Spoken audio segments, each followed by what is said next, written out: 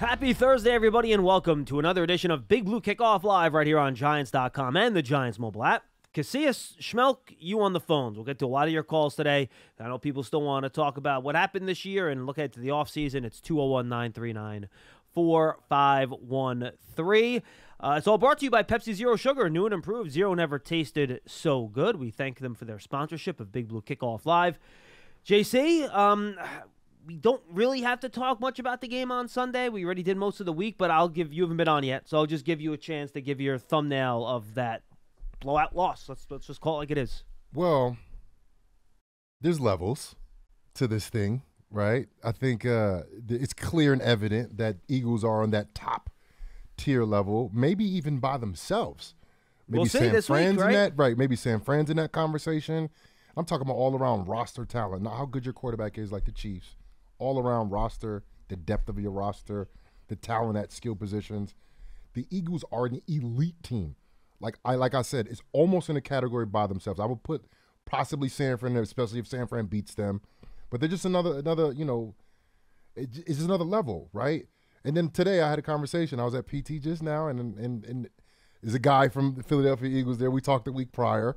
I'm all Giants. I think the Giants had a chance. How big that chance was is debatable, right? But I think they had a chance. When you're on the field, you're in the playoffs, you have a chance, right? Of course. But every now and again, David gets crushed by Goliath. Yeah, the pellet David from the doesn't always slingshot win, doesn't always right? hit him in the forehead. Sometimes you miss, and then you get squished. You get squished. And that's what happened. This is a superior team that the Giants played 3 times. They got swept by every time. And smoked twice. Smoked over 250 yards allowed twice. The other time was 150 rushing yards. And, there's just levels, and I think, Joe Shane, this is – man, I just talked to him just now on the lunch line, and I asked him, I said, seriously, Joe, do you have a day off? Is there a day off in the near future? He's like, yeah, there's one coming up in February sometime. But, I mean, honestly, me playing in the NFL, I love to play in the NFL. I loved dedicating myself to the game and spending hours watching film and practicing, strength training and all of that. But we got time off, Schmeelk, a good amount of time. The reason why I'm not doing coaching right now, I had a lot of coaching opportunities, especially high school, locally in New Jersey. I just can't commit it. There's nobody right now, I think, more busy in this area than Joe Shane. I'm talking about I'm not talking about the Giants. I'm talking about in any profession. Joe Shane is going to be the busiest guy probably throughout the whole entire year, man. The just job never, ever stops, man. You got to stay evaluating. You got to visit. You got to meet. You got to negotiate. There's so many things that he has to do. And look, tip my hat off to him, man. He has a hard job to do, and it never stops, man. It's crazy. Yeah, next week we got the Senior Bowl. We'll be going out to Mobile on Monday. We'll be covering all that. I'll have reports from out there all week long. The Shrine Bowl's in Vegas. That's before they get to Mobile to Senior Bowl. And then you kind of jump right into combine prep and free agency prep. And then right after the combine, you have free agency. And then you're basically in a 6-week sprint until the draft. So, yeah, we're looking at about, 2.5 months here. It's actually more like 3 months right now of just, getting the offseason prepped and ready to go. And I guess that's a good place to start here before we'll take a lot of your calls at 201-939-4513. What are your top offseason priorities, Jonathan, and how do you want them to go about trying to get those priorities done?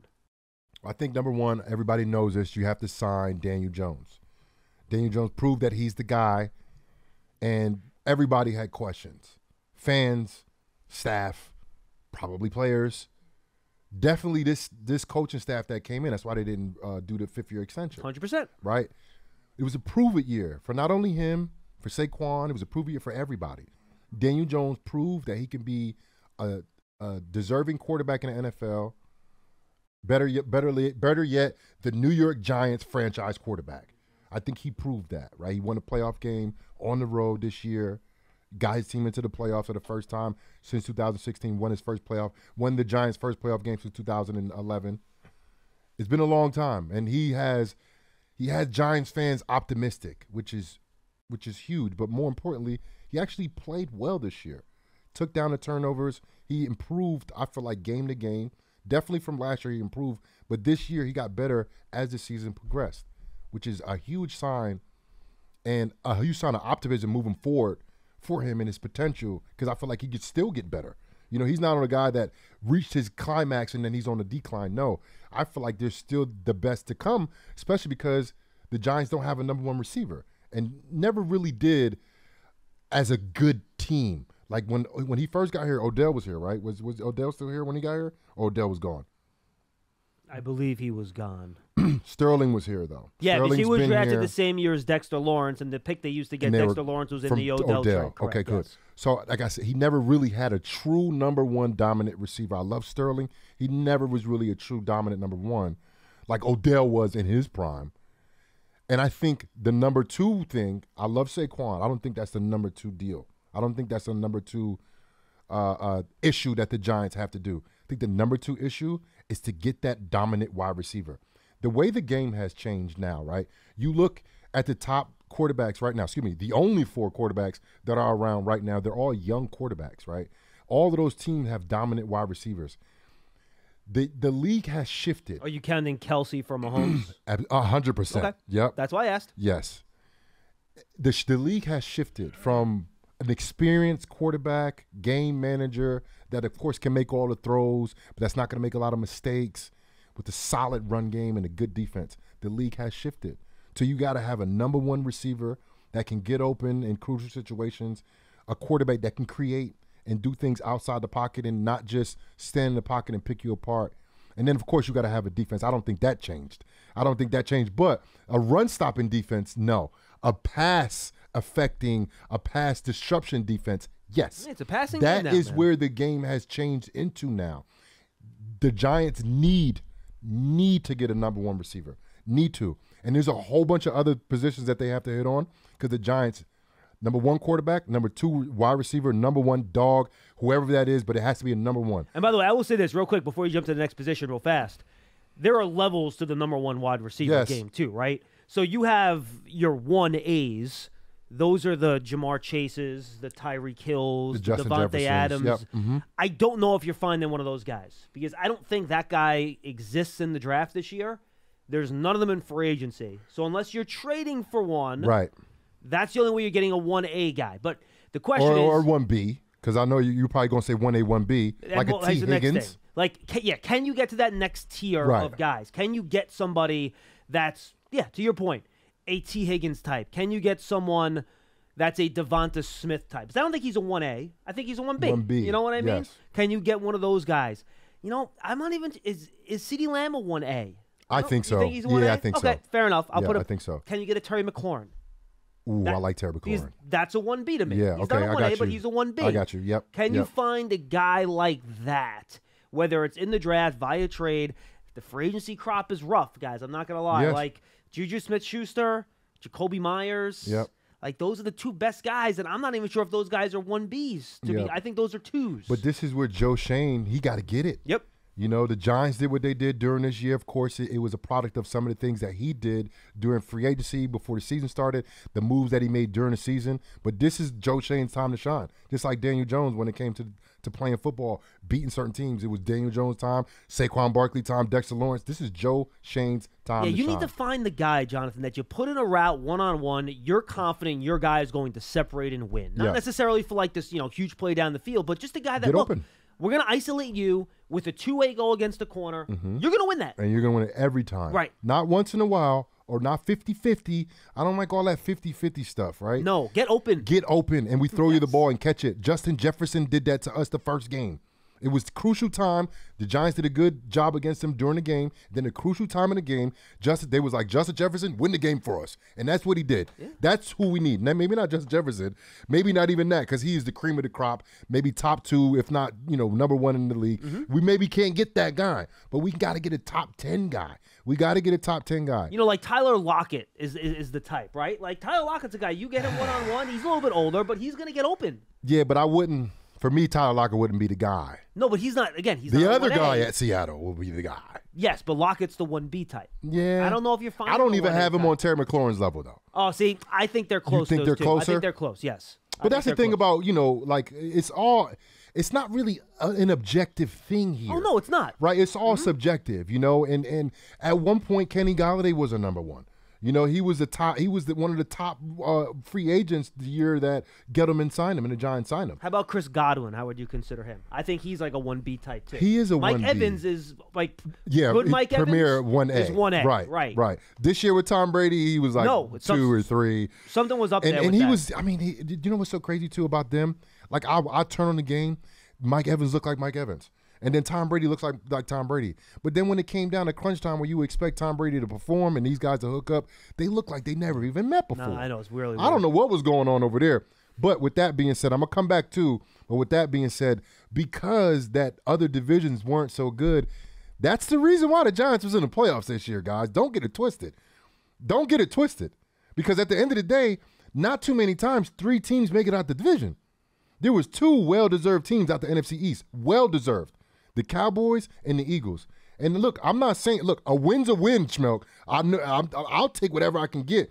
But let's be real. If other divisions improve, the Giants are the odd man out when we talk about this division. Right. And look, here, and I gave this stat on cover for Fact or Fiction or Cover 3, whatever it was. It's going to be on the website eventually. There were 16 teams. Count them this year, folks. 16. For you math majors out there, half of the league finished with between 7 wins and 9 wins. Right. That's one play. 1 play, 2 plays, 3 plays. Boom. Yeah. And every year, Jonathan, you know this, around half the teams that make the playoffs change from year to year. I think Lance was talking about it on Monday. He said 7 the last 2 years. Yep. So that's 50%. That's 50%. Same deal. So you got half the league within 2 wins of each other. So half the leagues with the playoff change. This doesn't mean anything what the Giants did this year. You're a 2-point conversion against Tennessee and a missed field goal against Tennessee away, and a Baltimore Ravens illegal formation penalty away on that 3rd and 1 quarterback sneak. Or just losing to Washington in December, right? A Kayvon Thibodeaux strip sack for a touchdown.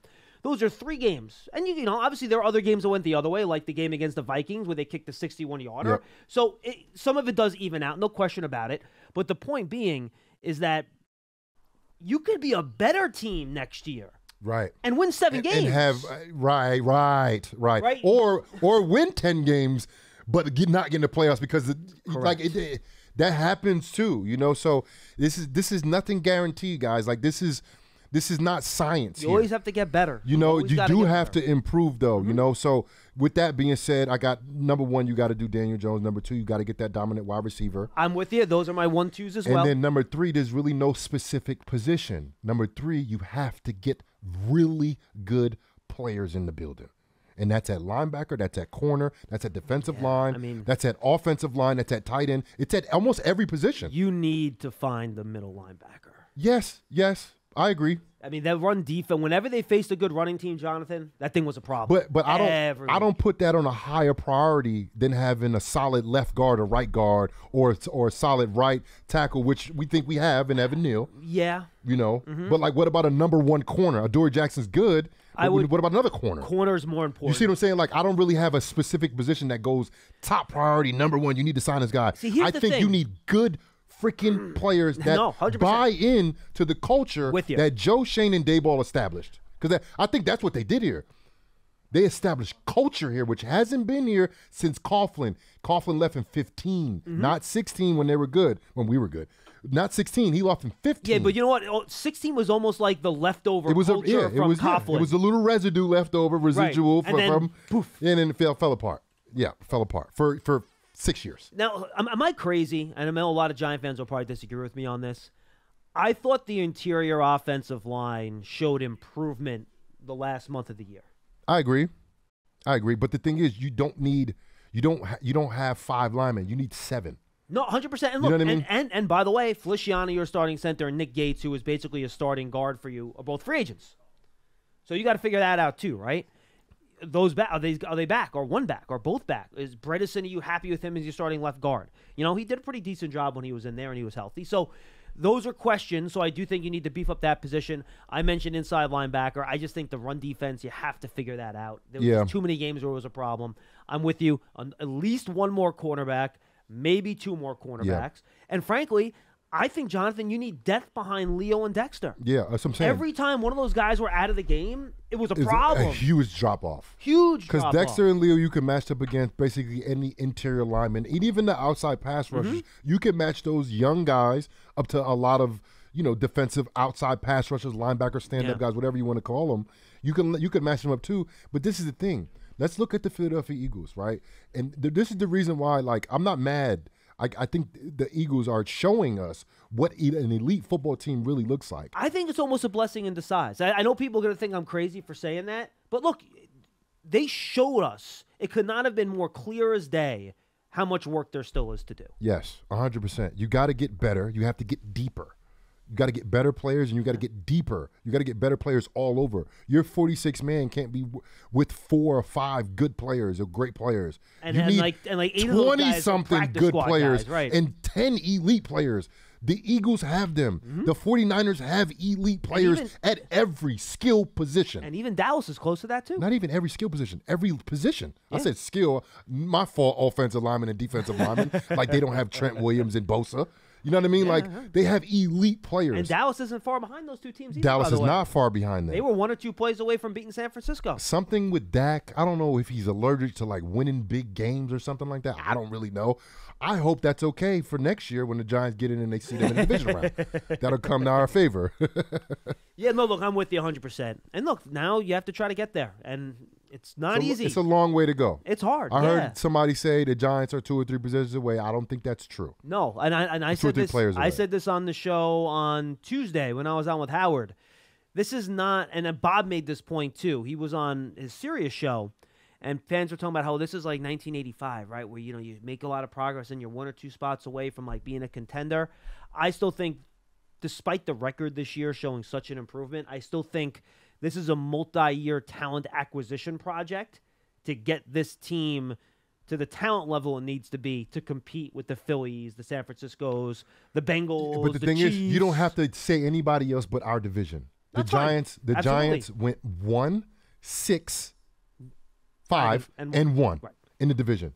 That's a problem. And Joe Shane said it at his press conference. Problem.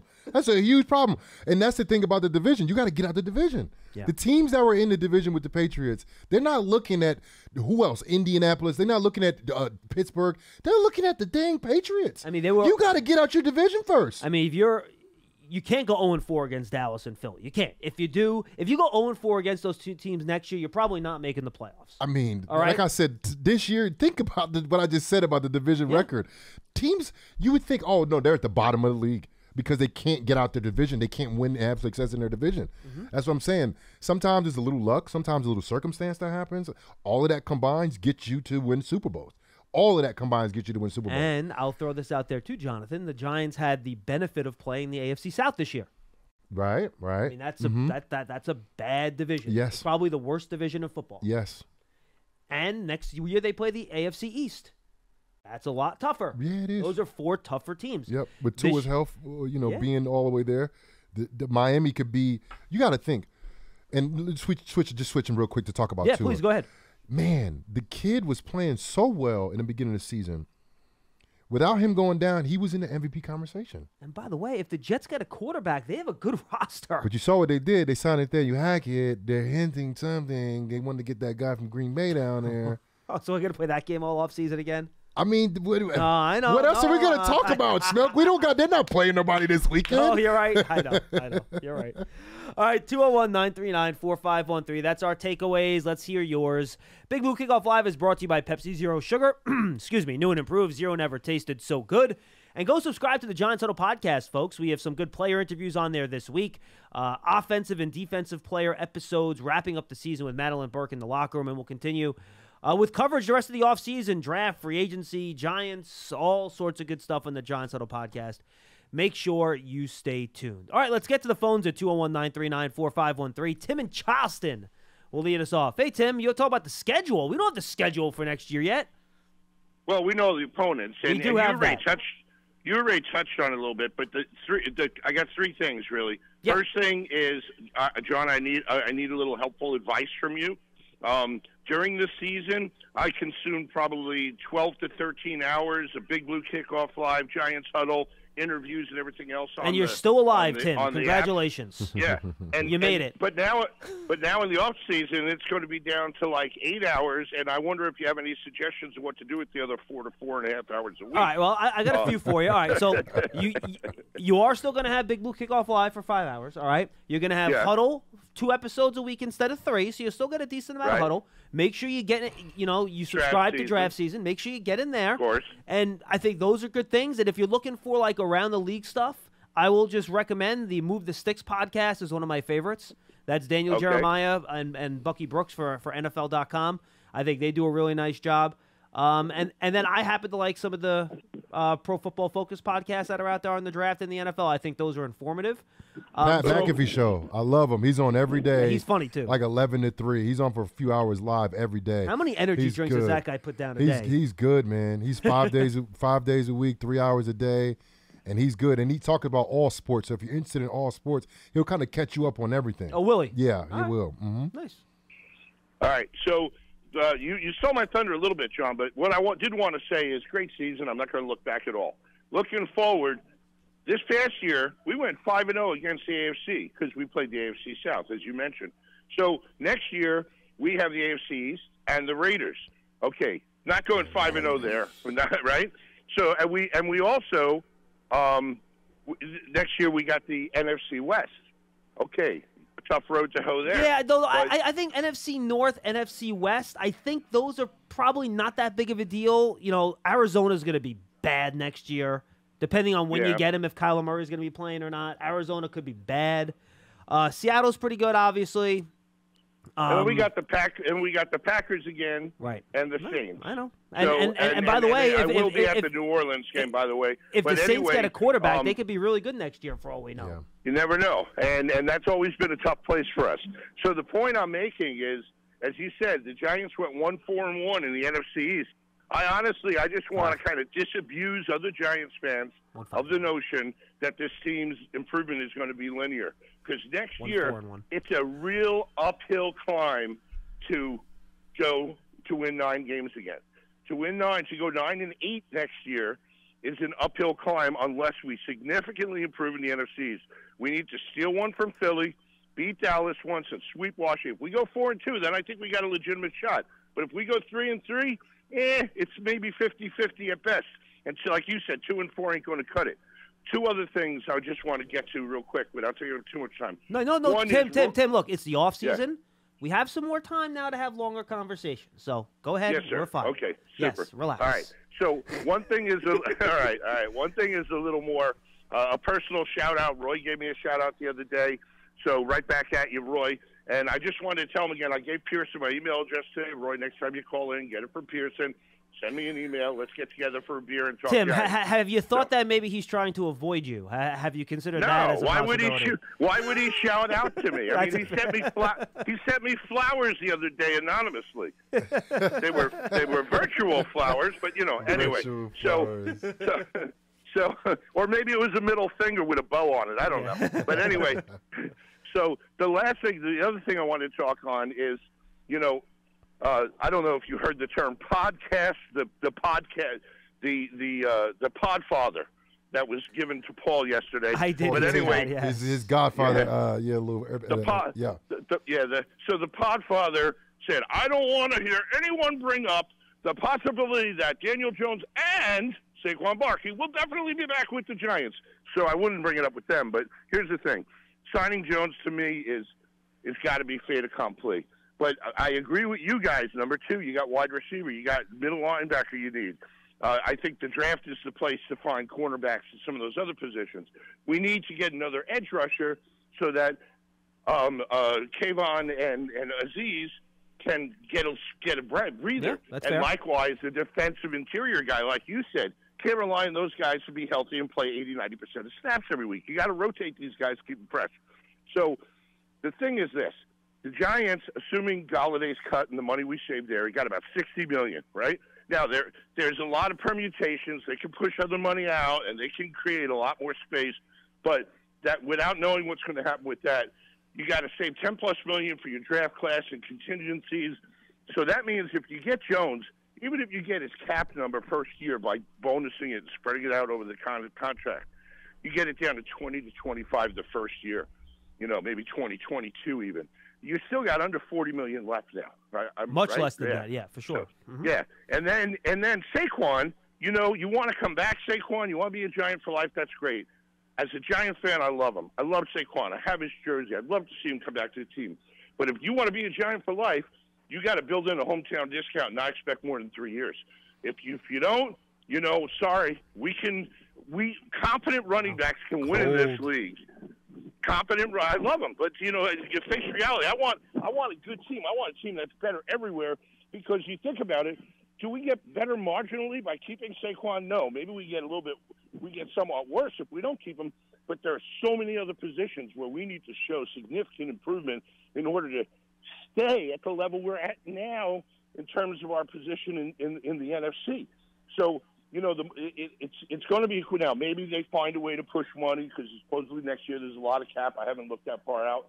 But, meaning 2024. Yep. So, yeah, maybe they can figure out a way to make it work. But if some other team comes along and offers them 4 or 5 years, I understand. You got to take care of yourself. How does he say no to that if the Giants only offer 3? And I think offering more than 3 is foolish. All right, Tim. With a running back on a second contract. So thanks a lot, guys. Appreciate it. Well, thanks, Tim. You were going to talk about Saquon before, and we never got to it, so why don't you go ahead? Man, I love Saquon, man. Me too. I think he's amazing. One of the first times I've ever came across him, we were doing this Play 60 event in Fort Lee, and there was other guys there. I'm not going to mention none of the names, but they kind of was like out, yeah, we're done. They were there, but not really there. And then, I'm doing an interview. They're interviewing me. The camera's not facing Saquon. It's facing me. And I'm sitting there talking, and as the interview's going on, Saquon's playing catch with the kids, just hanging out with them.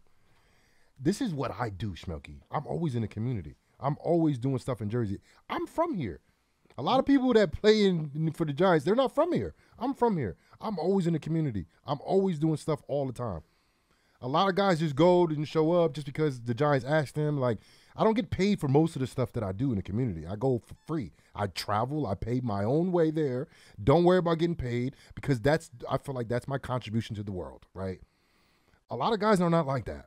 Saquon. He is like that. Number 1 pick. And it was just after his rookie year, he had a tremendous rookie year. Man, he was all about the kids.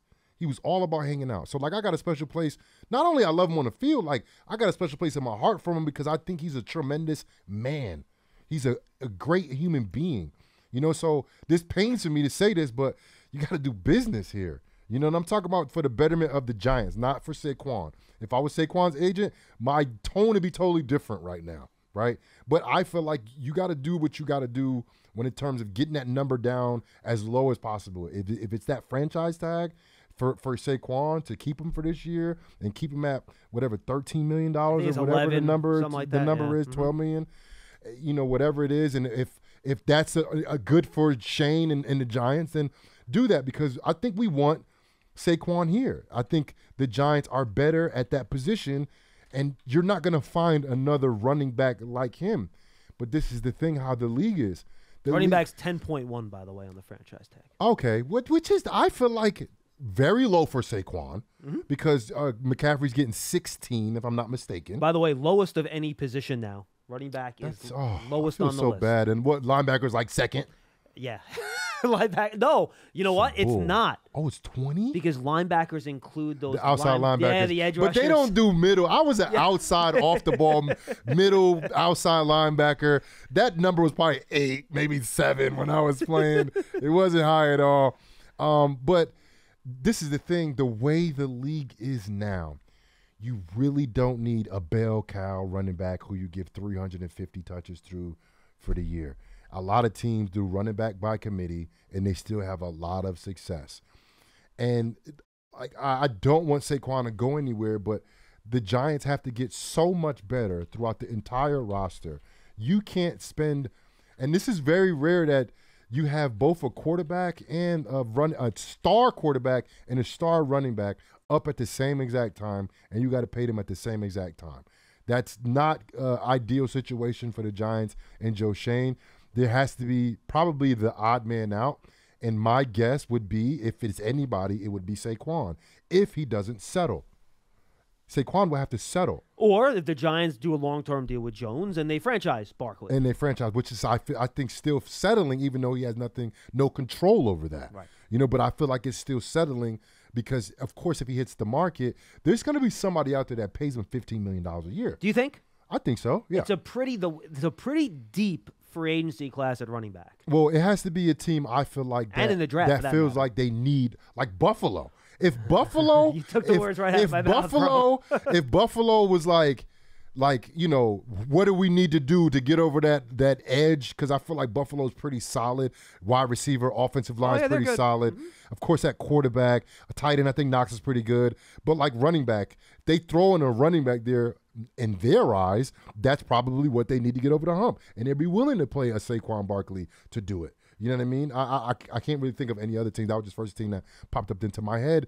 But like, I think the market out there is a lot higher than the Giants are probably going to pay Saquon. But that's business, bro. That's how business is, and it sucks. You know what I mean? Because I'm on this side of it now. I was always fighting for players to get money, but like I'm fighting for the Giants to get better. Like, see, now you get it. Yeah, I get it, man. I get it. And when you're a player, you don't fight for the team to get better. No, you got to fight for you fight for yourself, and then you playing on a team will help them get better. No one else is going to fight for you but you. Yeah, that's it. No that's choice. it. And of yes, course. once you are secure yourself, then you're like, hey, Odell, you want to come down to New York like Saquon did, but you got to secure yourself first. Mm-hmm. You got to put your seatbelt on first. Hey, look, and if it doesn't work out from a business perspective and he gets this monster deal somewhere else, don't be mad at Saquon for that either. 100%. Please, guys, don't be mad at Saquon if he leaves to get it back. But again, I think he wants to be here. Yes. I think the Giants want him to be here. The it's question business is, now. It's business. Can you figure out the dollar and cents? It's business now. And we'll see. And that's where it comes at. And I don't want people to get hurt over this stuff. If the Giants have to, I don't know, get rid of them. I don't know. You're better at the numbers than I am in the free agency stuff. I'm starting to dive into it now, Schmeelky, and I'm starting to understand it a little bit better now. And we are, by the way, going to have Jonathan at points during the offseason. So yes, I'll be around. I'll be learning. I'm learning, because, hey, guys, I was an undrafted free agent. I wasn't a first-round draft pick. I have no idea what goes up there that high. I don't know what the first-rounders are doing, okay? I'm just learning now that I'm on this side of it, because it was no concern to me for 9 years of my career. Now it is, because now I need to understand what is going on. And my thing is, I think the franchise tag probably will get used on Saquon. I don't know if he's going to be happy about that. But if the Giants get better and the Giants do better and they actually win the divisional game, because I don't think saying that the Giants go and make the playoffs next year and maybe lose in the first round to a really good opponent, I don't think you call that a worse year. Schmeelky, do you call that the worst year? No. I think consistency is key here. Because if you stay consistent, you can keep everybody intact, meaning like the staff. Because you got to think, the past 6 years, the coaches' average is less than 2 years. Because McAdoo got fired in a year and a half. So the average is like 1.8. It's less than 2 years for Giants head coaches. So if the Giants can keep this tradition, this culture, this coaching staff around for 2, 3, 4 years, then I think this is where you catch up to the Eagles, because the Eagles can't stay good for that long. They won't be able to do it. I think right now the Eagles are the cream of the crop. I think San Fran's up there as well. I think Dallas is kind of floating in that ballpark, but even Dallas, I think, is a step behind the Eagles in terms of all-around talent and ability to win football games, right? So everybody's right now chasing the Eagles. Everybody's chasing the Eagles. Somehow the Rams figured out how to do it years ago. The Bucs did it years ago. But like I said, the trend is now young quarterback, really good wide receiver, explosive, young, dynamic wide receiver, really good run game, and you got to be able to not only affect the passer, but really destroy O-linemen and destroy the passing game, which the Eagles can do, the Cowboys can do it, the Niners can do it. I feel like those are kind of like the cream of the crop when it comes to the NFC. 201-939-4513. Cliff in New York. Cliff, sorry for keeping you waiting, man. What's going on? All right, guys. Thanks so much. I really appreciate the intensity on where we are with the roster, because I'm with you 100%. I'm bracing myself for wholesale changes. I mean, I grow attached to my guys, and I'm bracing myself. And I'm glad you included Saquon in the conversation, because, listen, these guys that came from Buffalo, the only problem they had to get more competitive in their division was to worry about the Patriots. That's all, So I'm confident that they really have a knowledge about how to go about this, and we really do need a lot of guys. And the need to be more competitive in the division was so compelling to all of us that you may not have noticed we have exaggerated how many games we lost in the division. It started yes, with it Joe is. Shane. It is 1-4-1. I said 1-6. And then I said 5. And I knew it too earlier. I was saying it to myself earlier. I made a point. Nah, my bad, Cliff. You're right. 1-4-1. No, it's everybody did it. Everybody did it. That tells us that everybody knows how bad the division situation is. You know, everybody knows how many games there are. Anyway, so what I was thinking of when Pearson asked me what I wanted to talk about, I was very helped by what you guys told us about Kayvon when he finally got on the field this year with his knee brace. And I thought, gee, I never thought of that, you know. And so we weren't going to see 100% of Kayvon, and then the knee brace comes off, and the knee brace was really only there because to protect the knee. It didn't mean that the knee was healed. So I'm thinking about him and Evan at the same time. When Evan was playing hurt at the end of the season, was that the same knee that caused him to miss games altogether? Yeah, of course. Yeah. It was, yeah. I mean, yeah. It was, okay. It was the remnants from the MCL injury, which was the same injury that Thibodeaux had, by the way. They both had MCLs. Okay, so we're not doctors and medical information is confidential. What do we know about those two guys and their health right now? I mean, they as far as I understand, neither guy will need surgery in the offseason. I think they should be fine. MCLs usually don't require surgery. It's just you have to have time off. So if you hurt your MCL during the season, and I think I said this, you really don't recover during the season. Like you can get to a certain point. You can get to a certain point, but you really can't get back to 100% because you have to get time off. You have to let it heal, and you have to do an absurdly a lot of freaking strength training, right? Like I'm doing my Achilles right now. I had my Achilles repaired, so I tore my Achilles back in June. I go 3 days a week, Schmeelky. I do the same exact exercises almost every week. I mean, of course, I'm doing more and more and more and more and more, but you can't do that during the season. You can't rehab a ligament or a joint or a tendon and muscle groups around it during the season. There's not enough time. Your body's too stressed out. You have to practice. You can't do it. Now they can. So if anything's going on with any guys, if they don't have to get surgery, most of the time they will be able to bounce back to at least 98% because sometimes these injuries just take a little bit off you, and you never can get that percentage back. Well, that's good news because I'm worried about the middle linebackers. You know, when Gettleman drafted Saquon and B.J. Hill, who's headed to his second championship game now. Team sport. Cincy, right? Team sport. Yeah. What's that? I said team sport. It's not like B.J. Hill's like Joe Burrow now. Joe Burrow? I mean, B.J. Hill in the bank. Well, no, but I'm glad you mentioned Burrow because he came back very well from a knee injury, and that's what I'm getting at. With the middle linebackers, in that 2018 draft, we had a middle linebacker that everybody was raving about. Was his name Connolly? Oh, yeah, right. Yeah, that was a little overboard, which I got yelled at by Giant fans for trying to downplay him that offseason, and fans killed me for it, and then he wasn't on the roster anymore. Well, but I mean, he didn't come back from his injury, right? Nah, he's still on the Vikings, believe it or not. He's just a special teams guy. Oh, he did. Ain't nothing wrong with that, Schmeelk. Ain't nothing wrong with a little special team. No. But I had fans calling up like, "Oh, he's the next starting middle linebacker for the next 10 years," and I'm like, relax. Slow down, guys. Calm down. No, you weren't the only one. You weren't the only one that was high on him. Everybody was. I thought. Oh no! Everybody Everybody was very, very high on him. That's correct. But so does that mean that middle linebackers don't come back as easy because Blake didn't? I mean, all injuries are different, man. Yeah, and we're talking about ACLs. That's different than an MCL. He was on the practice squad for Minnesota. On some real stuff. There hasn't been too many people that recovered and got 100% back to where they were before. I think I can name Adrian Peterson that did that 1 year, but he's kind of a mutant. I think Saquon, he almost did it, but Saquon's not the same guy he was his rookie year. I'm sorry, he's not. And well, it also took 2 years, remember? Yeah, I mean, like he's good and he's explosive, but you can't tell me Saquon is as explosive as he was in 2019. Probably not quite. Probably not quite. He was breaking like 60, 70 yarders, running away from everyone. Now he gets caught. Just like Odell. Odell, when he was playing in 2016, when I was here and he was balling out, he was catching slants and running through angles. Right. And by the way, oh my God, I'd never seen anything like it. And what slowed him down wasn't even an ACL. That was the broken ankle that got him. Right. He was never the same after he came back from that broken ankle. But that's what I'm saying. Most guys, and it depends on the injury and thank you, Cliff. specifically. Appreciate the call. It depends on the injury, but I'm talking about when they got to go in and cut you open. Mm-hmm. When they got to go in and cut you open and replace something, put a screw in there, do something, attach a tendon, whatever that is. This is a fact. This is an objective statement. You're not the same person. Something is in there that's not supposed to be in there. Something is out of there that's supposed to be in there. Something happens, and you're not the same person. So hopefully you can be some type of, resemblance of what you were before surgery. Yeah. No, I'm with you.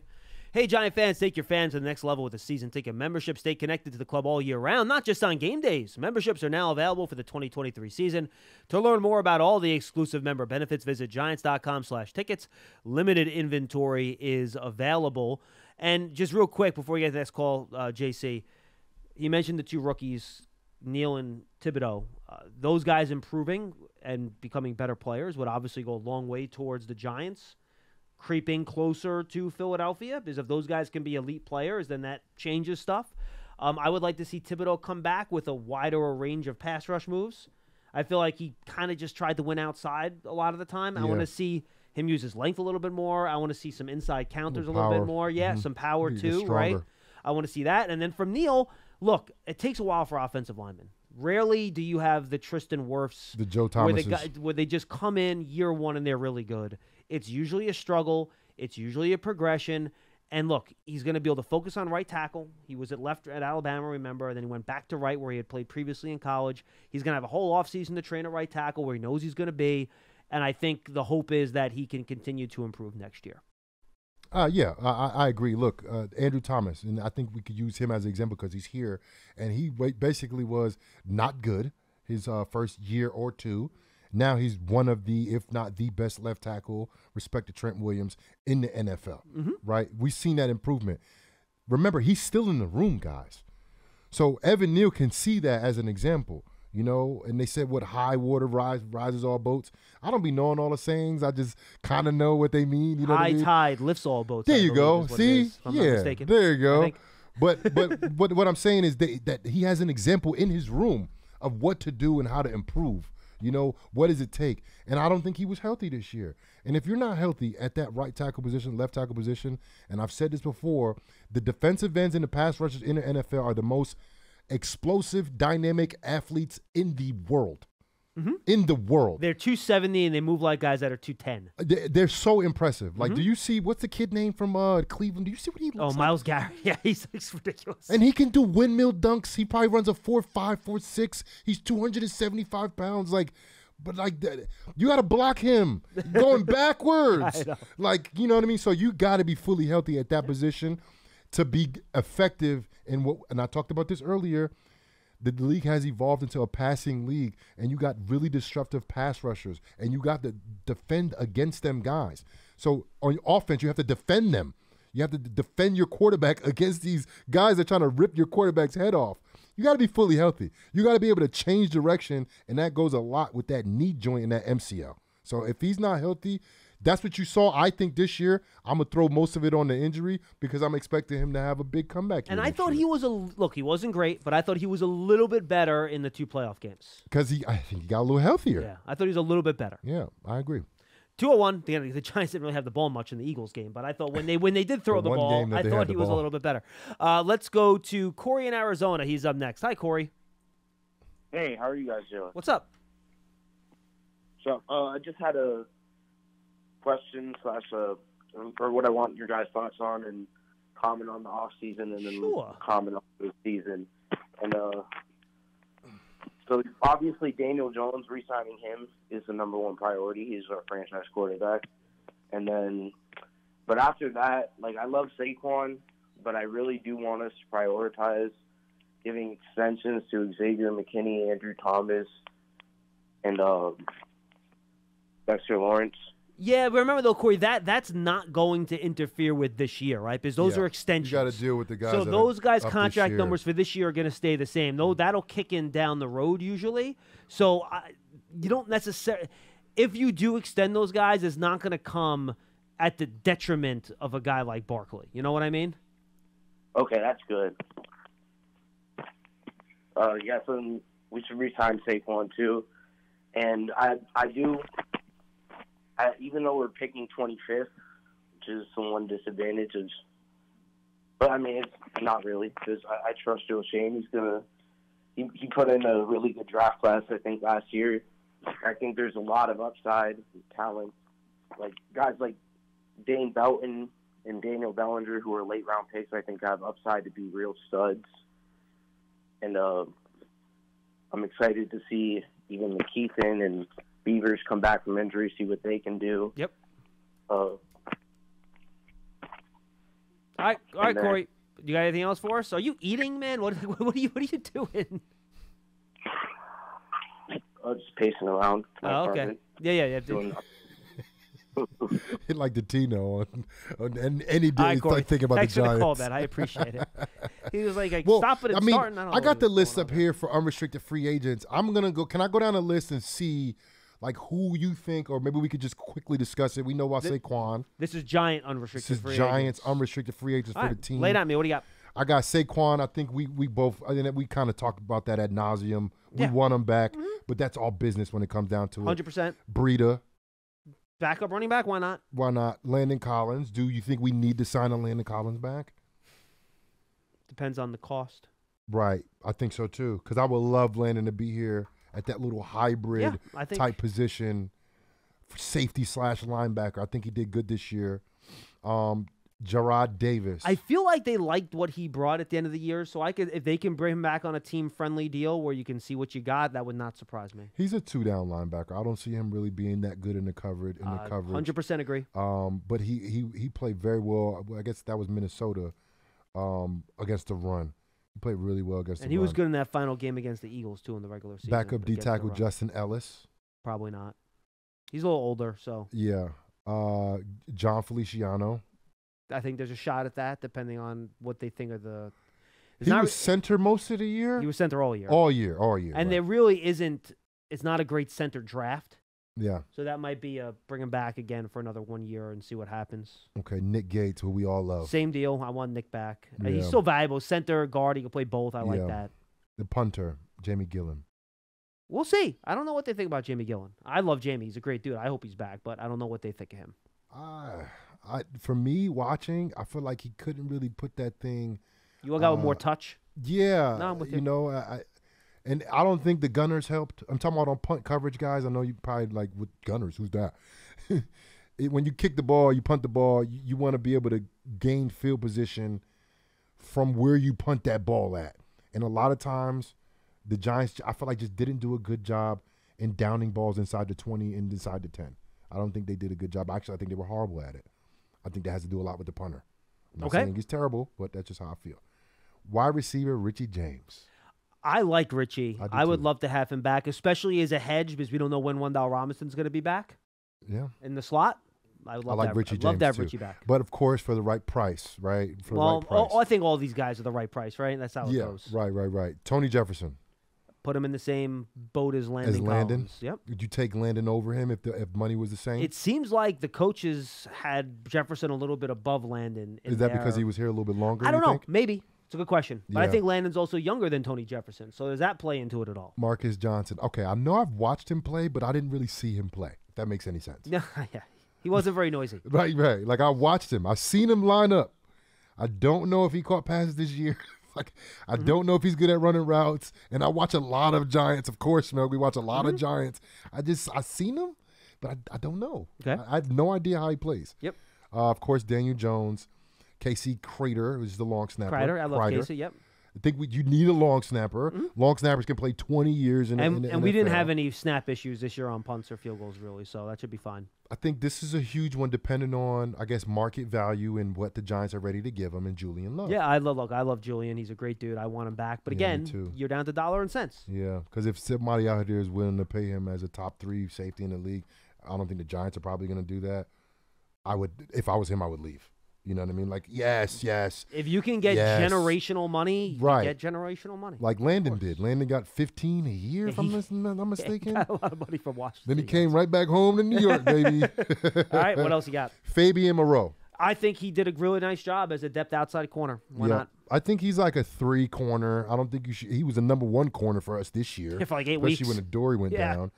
I like him too. You need depth. You need defensive backs. You need a whole bunch. And again, that's cost too. We'll see what the price is. Because at the end of the day, and this is where you see the Giants' lack of depth. People will get hurt.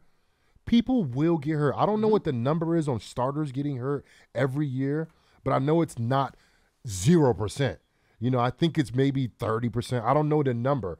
But people will get hurt. You will, on every single team, see key valuable players on injured reserve. If not for half the year, the whole year. And you need depth. Fabian Moreau provides depth. Ah, man. Sterling Shepard. Hey, look, Joe Shane and Brian Daboll have raved about him. I think he wants to be back. His family's here. He lives here. He's rehabbing an injury. He trusts the training staff. He already went through an Achilles with these guys. He has to go league minimum, though, right? I think you're in that neighborhood, yeah. I think so, too. Because Shep, man, I love Shep. He was here with me. I think he's a tremendous guy. He went through a lot. You know, he got the divorce, you know, and I think he wants stability. You know, I think he wants stability in his life. Yeah. I think he has security. I think he wants because he got a little bit of money already. Oh, yeah, he already got a nice contract for sure. So he has security. I think he wants stability. And I'm not talking about football. I'm talking about in his life. Yeah. He wants stability. He got his girls here, his little babies. So I like Sterling, of course. Darius Slayton. You know, that's interesting because I think Darius Slayton is a useful wide receiver, but I think it has to be in the right role. So I think that, again, comes down to dollar and cents. I like Slayton, and I was a fan of his, but for me, the lack of consistency, I don't like it. Okay. I don't like him. I like him. I think he's a great dude, but I just don't like the lack of consistency. Inside linebacker, Jalen Smith.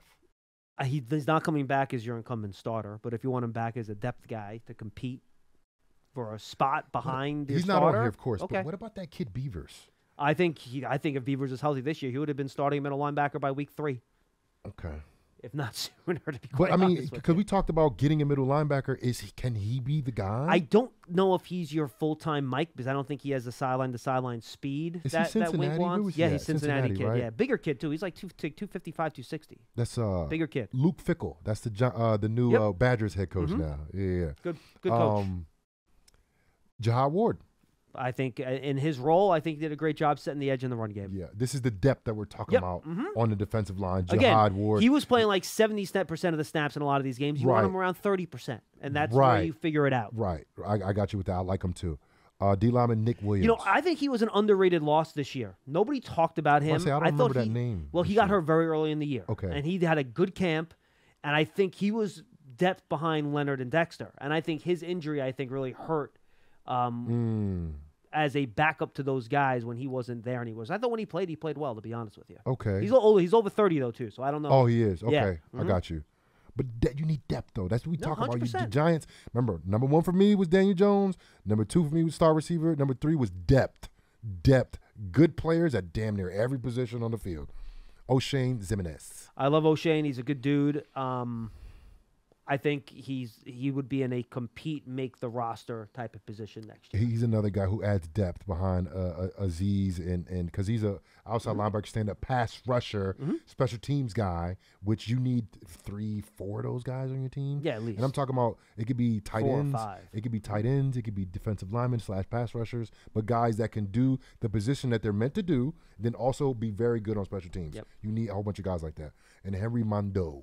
I think he's like a restricted guy. Yeah. So we're good. So that we kind of went through the unrestricteds. I think, there's some guys here like a Julian Love where I feel like the Giants, they don't need to do it, but I think that's a huge, if they can figure out how to keep Julian Love, that'll be huge for the Giants. I see, the problem is that we all know these guys personally and we like them. Yeah. So we want the best for them. We want them to be back. There's so much bias here. I know it is. It is what it is. So much bias. And this is why people get mad. Schmeelk, you never kill people. I'm like, yeah, dude, I'm like friends with these guys. Yeah, like, you can't. I'll be honest you about see their them play. in the cafeteria. Yeah, like we aren't going to sugarcoat things when guys, don't play well, but we're not going to go out of our way to try to get coaches fired or no, not at all. Get players, cut. They still pay us. No, and look, that to me is a conscious thing. You know, we're not going to go on the air, rip these guys, and then be all happy and smile at them in the locker room. It's not the right thing to do. Definitely not. It's not the right. Anyway, we have one more call we got to get in. I got about 2 minutes before I got to wrap up the show. You're okay. Let's go to it's Charlie. He wants to talk about the Eagles. What's up, buddy? Hey guys, how y'all doing? Hey, look, all those you draft, restricted on free agents, I'd only take 3 back. That would be the long snapper, Barkley at the right price, and bring Shep back and let him work at camp. All the rest. You don't want Julian Love back? Blow it out. You don't want Julian Love back? I wouldn't want Daniel Jones in a heartbeat. He is not a $35 to $40 million quarterback. He don't have to be 35, though. He could be 30, 25. You don't think so, Charlie? No, they'll never. No. No, JC, remember, the franchise tag is 31. So he's not taking anything less. He's not taking anything less than that. How you know that's that? Where it starts. That's where it starts. Because how do you know that? Because that's how agents work. Got you. The agent will say, "Look, you're guaranteed 31 if they franchise you. Why would I sign a long-term deal?" I'm with you. I thought the number was 31, 32, 33, like around there, right? It's going to be 35 to 40. I'm telling you. And if Kafka gets the head coaching job in Texas, he'll go there. And the other problem is that, look, he's an unrestricted free agent. You can franchise him, obviously, but there's a lot of teams with quarterback needs this offseason, which is a problem. Right, exactly. Hey, let me just talk about the Philly game. You got it, that was god-awful. That was pathetic. That was horrible. That was a stain on the whole season. I mean, everybody. I mean, PBF, Pro Football Focus, the lowest grade on offense. You know who had the lowest grade? Was Daniel Jones. No, he didn't play well. Daniel Jones had the lowest grade. He was horrible. 135 yards. Charlie, and he got plenty of them in garbage time. Why are you yelling at us? We said they got wiped out. We said they got blown out. Why are you yelling at us for? Well, we're not arguing with you. I'm just upset with that game. I mean, everybody was horrible. I mean, Gates and Feliciano were like in the 50s, low 50s. Charlie, Football Focus. See, this is why I'm not that upset, though. I mean, we saw it once earlier in the year. Yeah. Yeah. Right. Well, look, I've been doing a lot of spaces. And you know what people were saying on those spaces? We're going to blow out the Eagles. The Eagles are going to panic. They're going to get Who said that? Well, Charlie, I think Giant fans. It was unbelievable. You should go on these spaces sometime. You won't believe it. Charlie, I've learned that Giants fans are a little bit delusional. I've learned that. Hey, Charlie, because I was a little delusional too. Charlie, I think you need a higher quality of people in your Twitter spaces. Man. I think is where we're at here. Oh no, they're homers, man, and these are content creators who have a whole bunch of podcasts. They were saying that the Giants were going to blow Philadelphia out. Yeah, they're going to blow Philadelphia out, and Philly's going to panic because it's too much pressure for them, and Hurts is hurt. And, they made so many excuses. Let me say this. Officially, I don't want anyone calling the show and yelling at us and calling us homers anymore. If that's the case, all right? Please, no more. No, they're all on my apparently, yes. But anyway, I mean, it was, and the thing was, they had more running yards than we had total yards. Yeah. And we knew they were going to run, and we couldn't even stop them. I mean, Leo had one of his worst games, but he's got a neck injury. There's a problem there, but and even Dex. Dex was below 60 for Pro Football Focus. Yeah, it's funny, Charlie. Jonathan and I said he didn't have to dominate the matchup, but he had to be noisy. He wasn't noisy. Yeah, he wasn't. It was, and then the other thing is the Philadelphia coaches don't hold a candle to Brian and to Kafka and to Wink. Well, who said that? What do you mean? Those people, they're stupid. Charlie, you need to listen. Look, and I'm not mad at you. This is not me yelling at you. I know. I try to tell them. You have to know who to listen to. Right. Stuff. And then you have to understand. I got to run, Charlie. Thanks for the call. Yeah. Can I finish? Yeah, of course. Yeah. With the point Charlie's off, right? You got to understand who you're listening to, right? When you're listening to us, a guy that played, Howard Cross, a guy that played, you studied the Giants, be with the Giants forever, Paul Dottino, same thing, Russ, same thing, Ross, same thing. we are slightly biased towards the Giants. We have to be. Well, look where we're That's sitting. just what it is. But you're going to get really good information from us. And we're going to be honest. We're going to be very honest, but you got to remember there's a little bit bias there. But we're not delusional. Well, it's funny. I actually had somebody tweet me yesterday. He goes, Schmeelk, you're always so negative. You're way too negative all the time. That's what they said You about always Lance, disagree with too. people." He said about that Lance I Meadow, know. too. And you know what, though? Guys, we're not.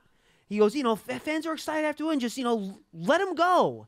And I'm like, no, people listen to the show because they want honest analysis. Right. Like, sometimes we're going to tell you things you don't like to hear. And other times we're going to tell you things that you're happy with. Last year when everyone was trying to fire Joe Judge and I'm defending him, people hated me. They called me a homer. Now people are like, oh, you're not being positive enough. So, look, the way I kind of try to handle the show, guys, for those of you that haven't watched before, when things are really good, they're usually never as good as when you think they're the best. When things are really bad, they're usually not as bad as when you think they're the worst. Yeah. So I'm always going to try to level people out a little bit. You know what I mean? That's kind of how I like to go about things. And with that being said, the Giants, they won a division game. I don't think the Giants was as good as people think they were, and that loss they're not as bad as they think they are right now. Yeah, but I think they're a lot better than we thought they were before the year started. Yes, I agree with that. But I'm talking about winning the playoff game. You think, oh my gosh, they can compete for the Super Bowl. They're not there yet. Yes. Right, but they're not as bad, I feel like, as getting blown out by the Eagles on a consistent basis. I don't think they're that bad. Too. I agree with that. I think they're bad. I think they just got punched in the mouth by a superior opponent. But they're also not, and they couldn't catch up. But they're also not a team that won on the road against what was a normal 13-win team in the Vikings. Right, you got to get better. Because the Vikings to me aren't a real 13-win team. Yeah, they're not that talented. I get you. So they're good, but the Giants are right in that. Look, we talked about it. We have like the 6 or 7 or 8 elite teams, and the Giants are in that next group with everybody else. Group. As long as there's like and Daniel Jones the same way. There's a whole bunch of elite 100%. quarterbacks. He's not elite yet. He's in that second tier of quarterback. But I throw him in there with Dak Prescott. I'll take him over Dak Prescott. Seeing what I saw the other day from Dak. The way Dak played this year, they're a lot closer than they were before the season started. That's for sure. Mm-hmm. My man. JC, I'm Schmeelk. I'm not going to see you again until next Friday because I'm off to Mobile, Alabama, though I will talk to you on the phone from there next week. JC will be here. He'll be here a couple of days next week, Tuesday and Thursday. Mm-hmm. Lance and Paul will carry you most of the week. Russ will be back next week as well. So will Howard. I'll be with him on Friday. Thanks for being with us on Big Blue Kickoff Live, presented by Pepsi Zero Sugar.